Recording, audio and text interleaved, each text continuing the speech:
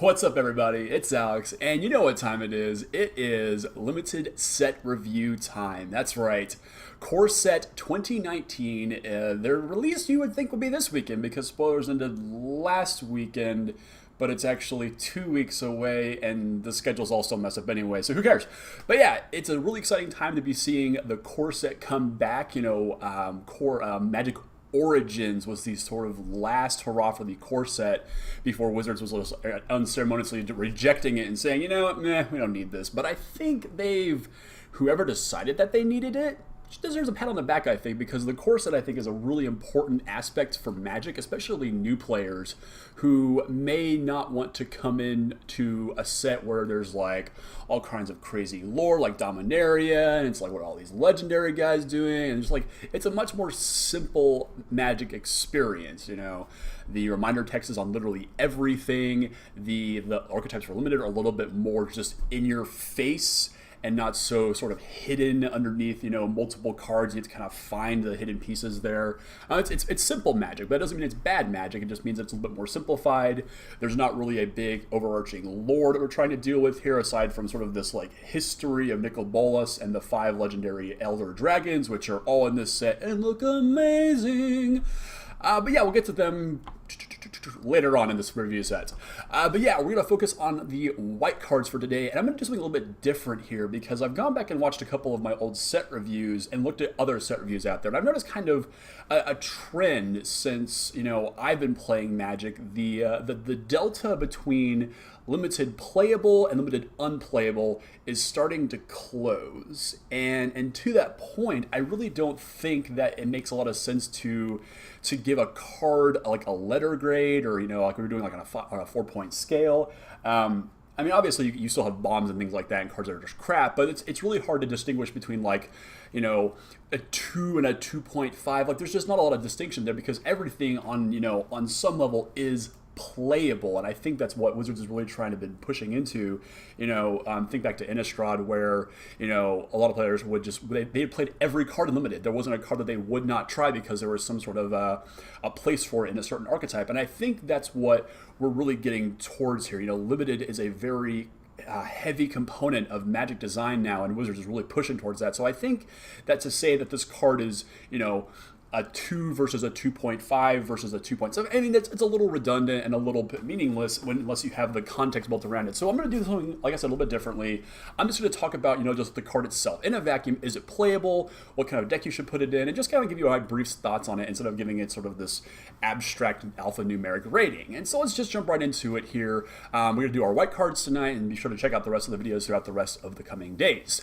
First card we have Aggies of the Heaven. 1 and a white instant uncommon that gives a target creature +1/+7. Damn. Yeah, if you're playing a defensive white deck, possibly like a blue-white control deck that just needs to survive to a big finisher, this is a perfectly serviceable combat trick, and a lot of the creatures here have a slightly fatter butt, if you will. This is a great way to get creatures out of range of being killed during combat, so solid pick here. I'm not going to play it in a more aggressive deck, but a more defensive white deck, white-blue, maybe white-black in some cases, possibly. Decent combat trick here. Perfectly serviceable, I think. Next up, we have Aether Shield Artificer. 3 and a white gets you a 3/3 uncommon Dwarf Artificer. At the beginning of combat on your turn, target artifact creature you control gets +2/+2 and gains indestructible until the end of turn. Like I said, the archetypes are a little bit more in your face. You want to play our Artificer here in a deck with artifacts to give those other artifacts even bigger power and indestructible. This is actually really cool. I'm not going to first pick this. This is not a first pick card. I want to be relatively deep into artifacts by the time I'm picking this.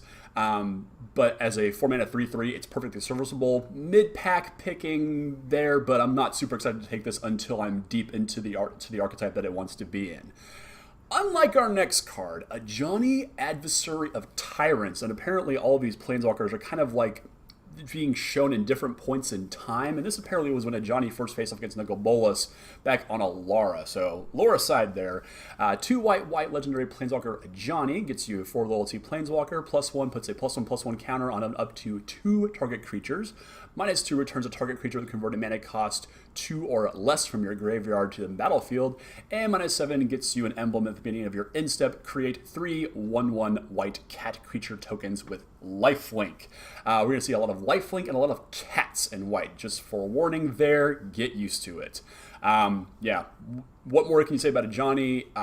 He's a Planeswalker. He's all the Planeswalkers in this set, save for one, the Sarkhan, are all super just kind of streamlined, vanilla. They do exactly what they need to. They don't need sort of like this massive archetype built around them. They're just good cards. Will Ajani see standard play? Most likely because he's a white, aggressive Planeswalker. Very, very powerful. Easy first pick. Slam this guy in limited pools. Bomb for days. Next up, Ajani's Last Stand. Here we have him fighting against Nicol Bolas. I don't know how this actually ends, though. 2 white, and rare enchantment. Whenever a creature or planeswalker you control dies, you may sacrifice Ajani's Last Stand. Poor kitty. If you do, create a 4/4 flying white avatar token creature with flying.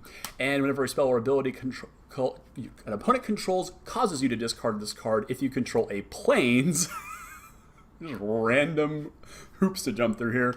Create a 4/4 white avatar creature token with flying. So at some point, you're going to get a flying avatar out of this. This is perfectly fine, I think, here. If this is like maybe the top of your curve of your aggressive white decks, you slam this and say, all right, kill my creature, block my creature, and I hope you can take out the 4/4 this leaves behind. The discard on this one is a little bit weird. I feel like if they took off that part of the text, this might just be uncommon, but as it is, it has a little bit more flexibility to it. This is kind of like one of those damned if they do discard things like Loxodon and Smiter, Obstinate, and Baloth. So this is kind of neat. It has some interesting effects.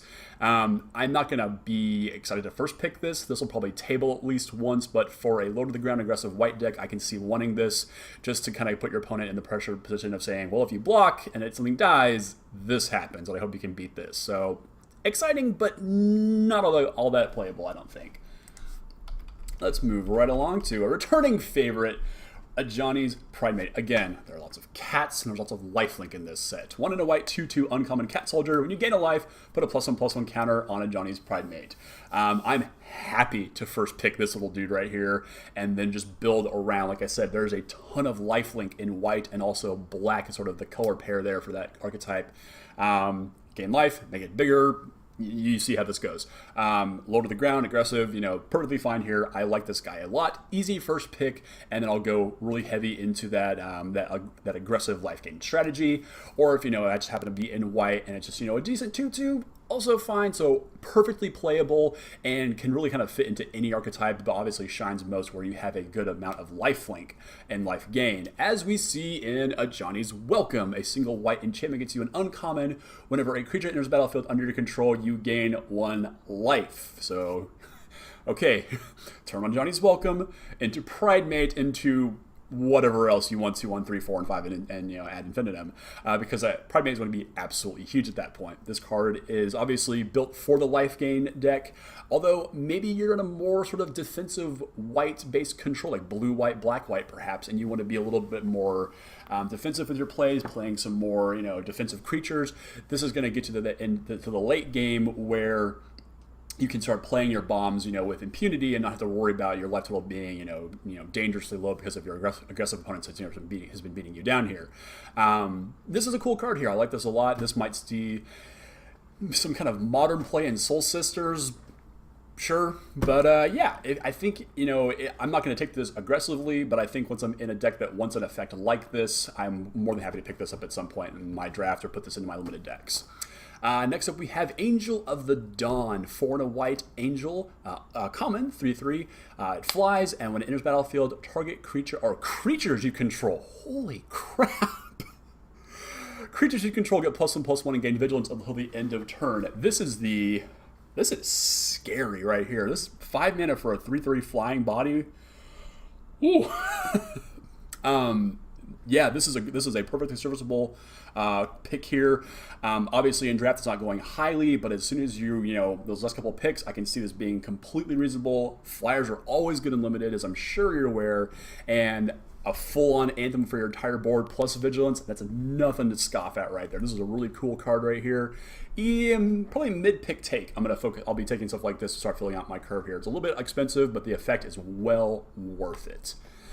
Cavalry Drill Master, 1 and a white, 2/1, enters a battlefield. Target creature gets +2 and gains first strike until the end of turn. Again, here's more of our aggressive white weenie strategy for limited. Probably won't get there for anything else beyond limited, draft, sealed. Perfectly reasonable 2-drop in the format. I'm not quite sure how fast this format's going to be, so this might be worth it or might not. It is a little awkward on the curve, though. You want to draft very low to the ground, and so make sure this comes down on a turn where you can attack with something. But I would really be, and the first strike really does save it as well. It gives the creature that you're attacking with a chance to fight, especially on the earlier turns. So if I'm drafting aggressively, if I'm building aggressively, this is a guy I want to see in there, but not in an overabundance here. Next up, we got, now we're talking about a card that I like. This is Cleansing Nova. I'm trying to resize things here. There we go. Cleansing Nova. 3 white, sorcery, rare. Choose one. Destroy all creatures or destroy artifacts and enchantments. Once Fumigate rotates out of standard, this is going to be our de facto go-to Wrath between that and Settle the Wreckage. I like the modal sort of push-pull on this. There's a decent number of enchantments and artifacts that are running on standard right now, which makes this thing a little bit more appealing. The white decks, the white control decks are actually playing a lot of enchantment-based removal, things like Cast Out. So there's a little bit of push-pull on this one, but I still think this is a really cool card. I will absolutely slam first pick this in draft. I will put this in my white limited decks. Obviously, it would be a little bit more, late game control-y, sort of keep the board under control and then wrath it at that point. But very, very, very powerful card, and the flexibility just makes things like this even more powerful. 4 mana wraths, those are going by the wayside, unfortunately. 5 mana wraths that do a little bit more than just destroy the board. I'm okay with that. So pretty solid here. Happy to take this one first, I think. Next up, Daybreak Chaplain, 1 and a white, 1/3 common human cleric with lifelink. Damage dealt by this creature also causes you to gain that much life. In case you didn't know, because the reminder text is all over this set. Unimpressive at best, but does a decent job of kind of pushing you into that life gain deck. Being a 1/3 means it goes good in a defensive white-based control deck, mid-range deck for draft and limited, so I'm not super excited by the Chaplain here, but she's a definite role player. You'll be happy to see her, to keep your life total high for a while until you start resolving your bigger bombs. Next up, we have the Dwarven Priest, 3 and a white dwarf cleric common. When it enters the battlefield, you gain 1 life for each creature you control, and it's a 2/4. So this again, up where with the angel we just looked at, this is where you're going to be kind of like pushing towards the sort of the mid game where the board's kind of stalled out, and you just kind of need to bolster your life total because you're behind a couple of things like the Chaplain, and now you play the Priest. Just boost your life total back up, and you can put yourself back in that game and start finding your late game plays. And obviously, Johnny's Primate just goes nuts with this guy here. So, yeah, card's certainly playable. 2/4 for 4 is nothing to scoff at. It's going to take some combat tricks to get through this guy. He's not going to do a lot of attacking, though, but I think that's okay. A decent life gain boost is always something nice to be having in unlimited. Again, don't know the speed of the format yet, but I can imagine that an effect like this may really just kind of buy you an extra 2 or 3 turns if you're under duress. Next up, we've got Gallant Cavalry, 3 and a white, 2/2 human knight with vigilance. When it enters the battlefield, you create a 2/2 knight token with vigilance. So God, talk about seeing double here, right? Yeah, this card's completely fine. Call the Cavalry was a great limited card for Dominaria, and this is effectively the exact same card. Yeah, nothing to say about this one other than that it's perfectly bread and butter magic, like a lot of these cards will be.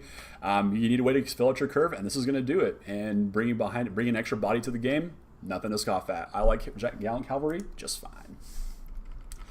Next up, we've got the Herald of Faith, because you got to have faith. Nope, not George Michael. 3 white, angel, uncommon, 4/3. Whenever it attacks, you gain 2 life. Holy crap! Someone's going to die to this, and it might be me and it might be you, because this is going to be super hard to deal with in the air, especially if you have any white combat tricks like Aggie's 1/7 boost spell there. Gaining 2 life a turn at whatever it attacks. Jesus. The only thing that's keeping this thing down is having only 3 toughness. I do believe Lightning Strike is in this set, I think. We'll get to it eventually. So it is a little susceptible to that, but this is a massive body for a completely reasonable cost. I will first pick this. If the rare is bad, I will first pick this and just go all in on some kind of flyer deck. This thing is really, really powerful. Very powerful card indeed. Like it a lot. Like I also like Hieromancer's Cage, 3 and a white enchantment. Uncommon, it's literally Oblivion Ring with the fixed templating. I don't know why they keep printing as many O-Ring-esque effects in Standard as they do, but hey, here's another one. White base removal, it's always good. Yeah, I'll take this any day of the week. I'll first pick this too. Removal's always good. Next up, we have Inspired Charge. This is a callback here, I think like M13, I think, when this first was printed. 2 white instant common, gives your creatures +2/+1 until the end of turn. This is a good top of the curve finisher for your white weenie aggressive limited decks. Turning all your creatures sideways and just saying, well, you got it. It makes your opponent really start to question, what you can and can't start blocking with, and for fear of being inspired here. So this is a mid pick for me, especially in draft. If I have an aggressive pool limited, I'll certainly be happy to play this too. But once you get to the point where you're attacking with this with 4 mana up, your opponent's going to know what's coming and probably play around this to a degree. So just time this one right, and you'll get a couple of wins out of it. It'll be inspired for sure. Next up, we have Invoke the Divine, 2 and a white instant at uncommon, and my god, we just saw this in Dominaria. What the hell? We're going to see a bunch of Dominaria cards in this set, and it kind of drives me nuts, actually. The Dinosaur. Just too many sets in a row that Dinosaur has shown up. We'll get to it. Colossal Dreadmaw is what I'm talking about. Destroy target artifact or enchantment, gain 4 life. This is sideboard material, plain and simple, unless the format sort of turns into this permanent base removal like Hieromancer's Cage, or there's a lot of artifacts that really make a big impact on the format, like Dominaria had, which this set certainly does not have. This one probably needs to stay in your sideboard unless your opponent shows you a good reason to bring this in. The life gain's incidental at best, but it's a minor upgrade over Naturalize, which is also in this set. But yeah, again, sideboard material, plain and simple. Next up, I hate what they've done to the Magic website, by the way. This just bugs me. Moving on to something you should never play in Limited. I don't care. Do not play this card in Limited. This is Isolate. Single white instant at rare, exiles target permanent with converted mana cost 1. There is absolutely no reason on this earth you should play this in your Limited deck. The only thing this is for Legacy and modern players like me, because my god, I hate Aether Vial. Moving on. 4 white human knight, 3/7. It's Knight of the Tusk. It has vigilance.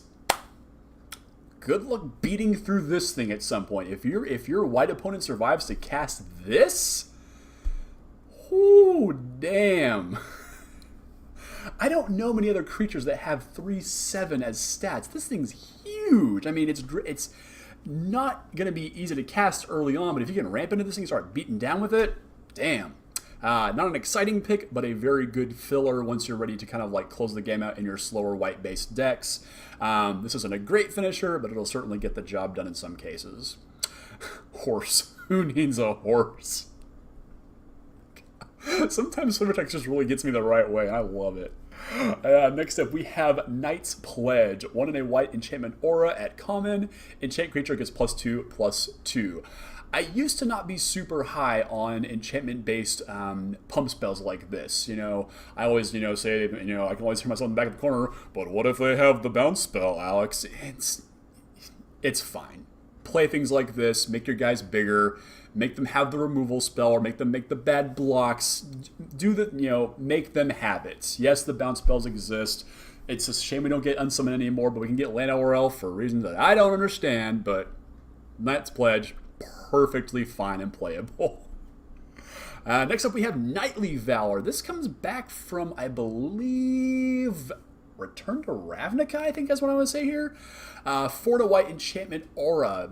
Uncommon, enchants a creature. When it enters the battlefield, create a 2/2 knight creature with a token with vigilance. So again, we already get bonus out of this, and it gives the enchanted creature +2/+2 and vigilance as well. Let's slap it on the Knight of the Tusk. Go to town. 5/9s, beaten down.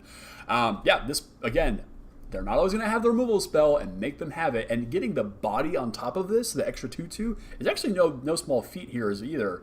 You know, Vigilance is a huge part of White's color pie in this set, and this is another good card that I think is going to be really not highly taken, but once you've got it and a good target for it, I think you're going to really like having this card in your deck.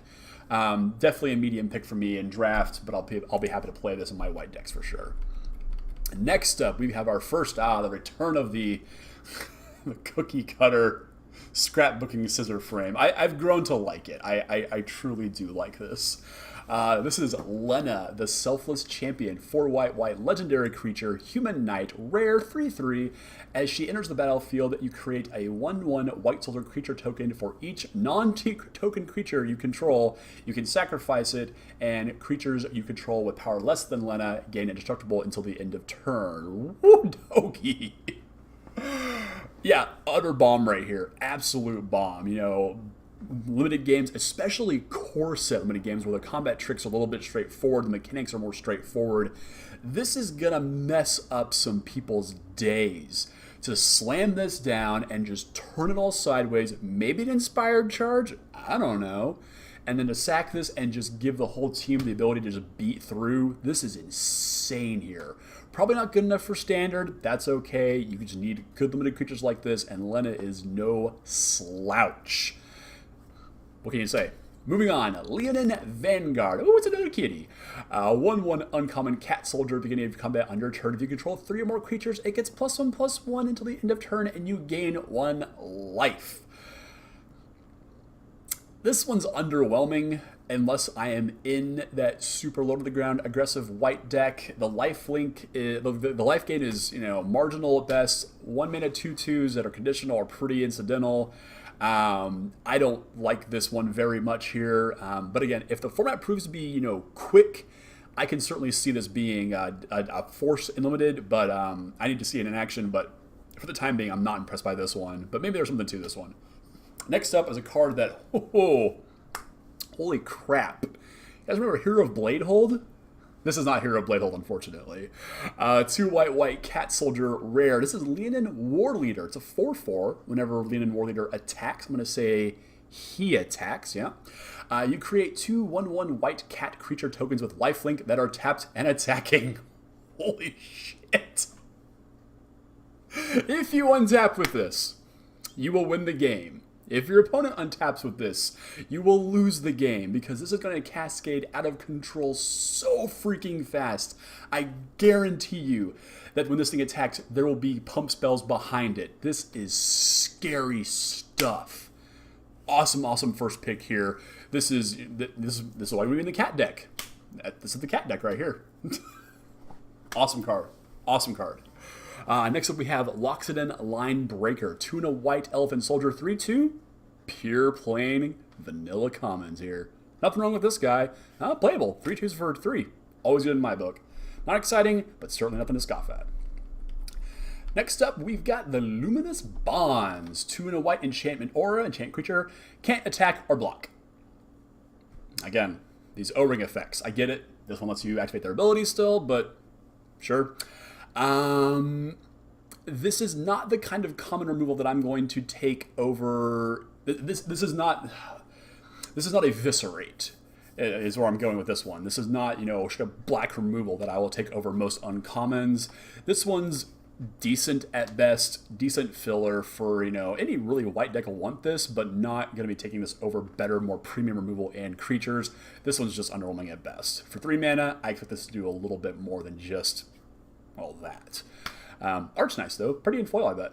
Next up, Make a Stand. 2 and a white instant uncommon. Creatures you control get +1/+0 and gain indestructible until the end of turn. Remember the cat god back there a couple cards ago? Yeah, this is the one they're going to follow that up with.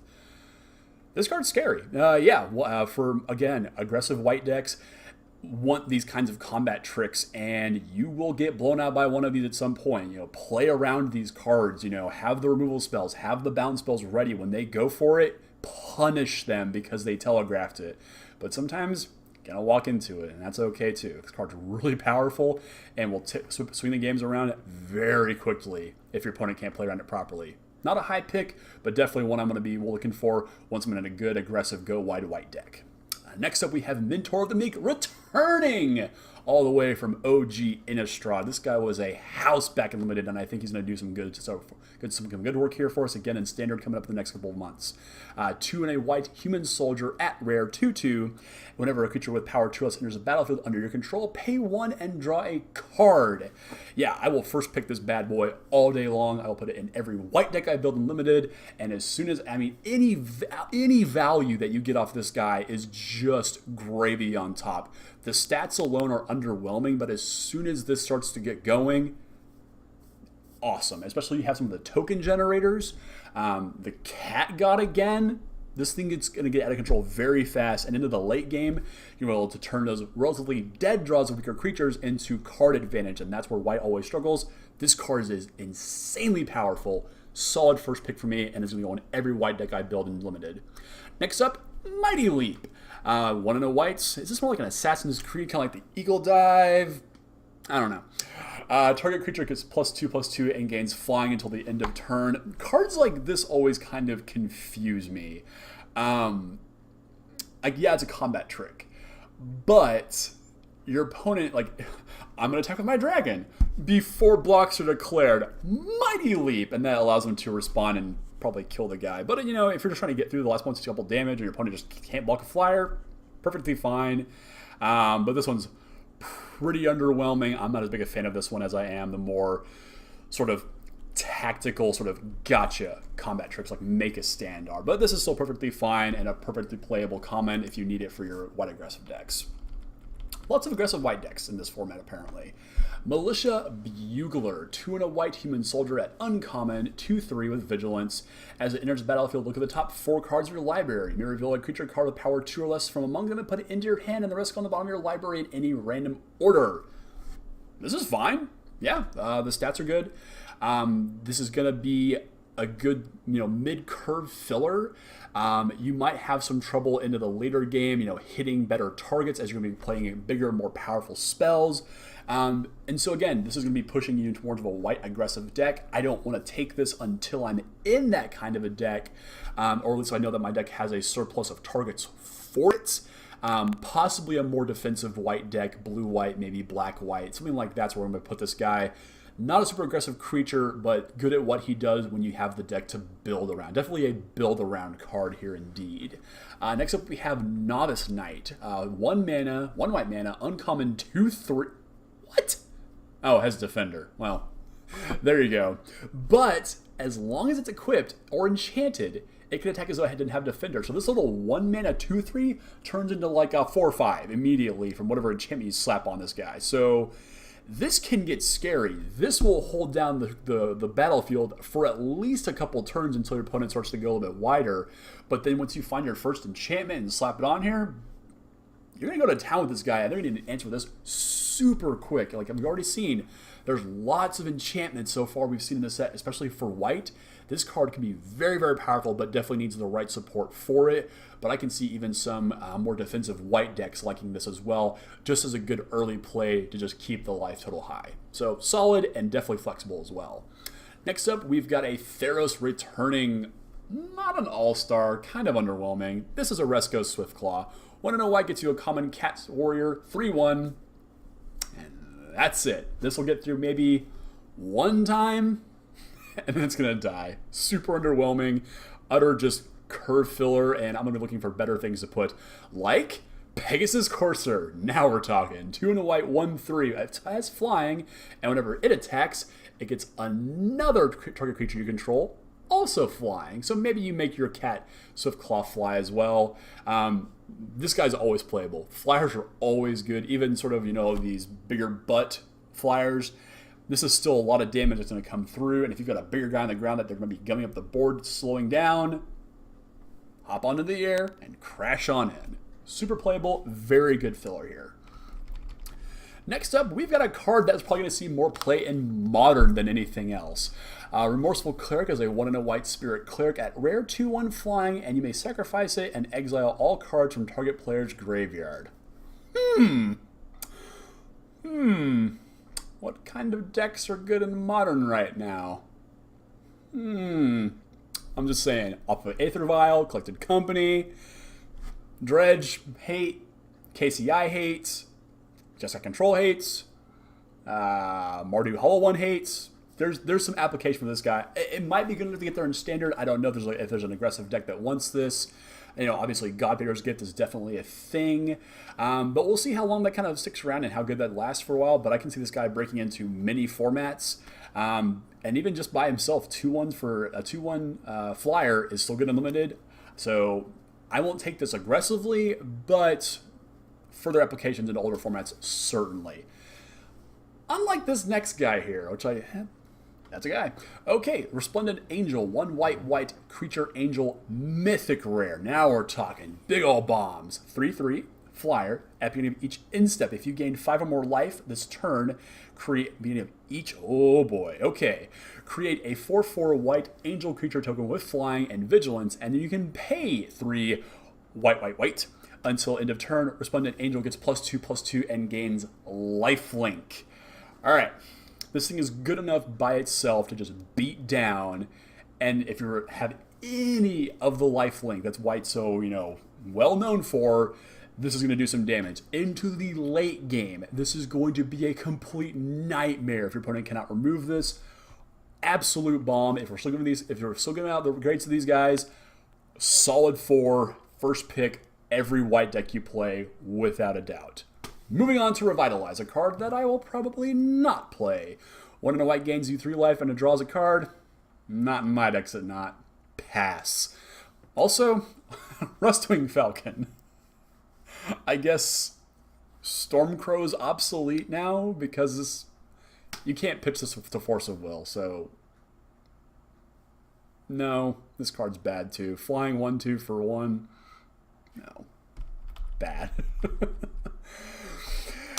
And now we're on to a curious cycle, the horse cycle. Things you'd never expect to say in Magic. This is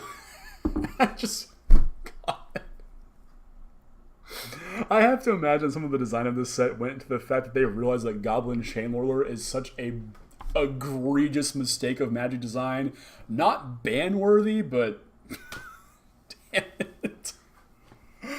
Anyway, well, another story. This is Shield Mare, 1 white, creature horse, uncommon, can't be blocked by red creatures, and when it enters the battlefield it becomes a target of a spell or ability opponent controls, you gain 3 life. This card's perfectly fine. This is awesome. Yeah, I'm not going to first pick this, but I'm certainly going to play this in a lot of my white decks, especially if my opponent's playing red. This thing's perfectly fine, and actually all of the horses are playable. We'll get to each one of them as we progress through the colors here. But yeah, this is a great card here. Possibly some standard applications. Gonna hold my breath though. So, moving right along, Star-Crowned Stag, 3 white, 3/3 elk, and whenever it attacks, tap target creature a defending player controls. Yeah, I like the removal on creatures like this. It's always on the board. It's something that you can play around, but it's not going to be like one of those gotcha things, which can be a really sort of sore spot for new players, and they're like, well, crap, I didn't know you had the trick. They can see this one coming and they can play around it. He's not all that exciting, but again, 4-mana 3/3s are perfectly playable and limited, and this guy is no exception to that rule. So not going to pick it highly, but I'm going to be happy to have it in my decks when I've got it. Next up, we have the Sun Cleanser, and I hope the person who designed this card, it was immediately fired.